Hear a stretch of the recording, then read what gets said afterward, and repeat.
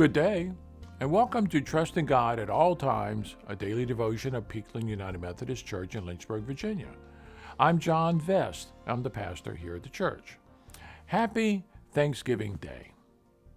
According to History.com, this might be how it all began. In September 1620, a small ship called the Mayflower left Plymouth, England, carrying 102 passengers. They were an assortment of religious separatists seeking a new home where they could freely practice their faith, and some other people lured by the promise of prosperity and land ownership in this new world.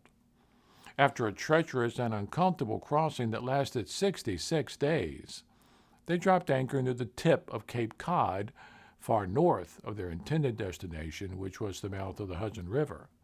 A month later, the Mayflower crossed Massachusetts Bay, where the Pilgrims, as they are now commonly known, began the work of establishing a village at Plymouth. Throughout that first brutal winter, most of the colonists remained on board the ship, where they suffered from exposure, scurvy because they ran out of vegetables, and outbreaks of contagious disease.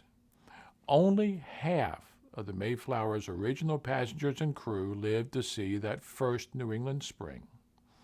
In March, the remaining half moved ashore, where they received an astonishing visit from a member of the Abenaki tribe who greeted them in English. Several days later, he returned with another Native American, Squanto, a member of the Pawtuxet tribe who had been kidnapped by an English sea captain and actually sold into slavery before escaping to London and returning to his homeland here on an exploratory expedition. Squanto, he taught the Pilgrims weakened by malnutrition and illness how to cultivate corn, how to extract sap from maple trees, catch fish in the rivers, and to avoid the poisonous plants. He also helped the settlers forage in alliance with the Wampanoag, a local tribe, a relationship that would endure for more than 50 years. In November 1621, after the Pilgrims' first corn harvest proved successful, Governor William Bradford organized a celebratory feast and invited a group of the fledgling colony's Native American allies, including the Wampanoag chief Massasoit.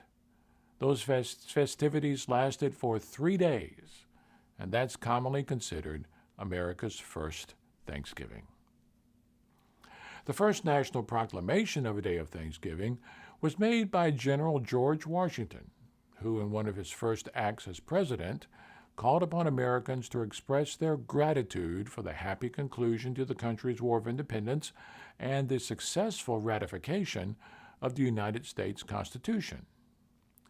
More so as we know this day, it was Sarah Josepha Hale, author of the nursery rhyme Mary Had a Little Lamb, who launched a campaign to establish Thanksgiving as a national holiday.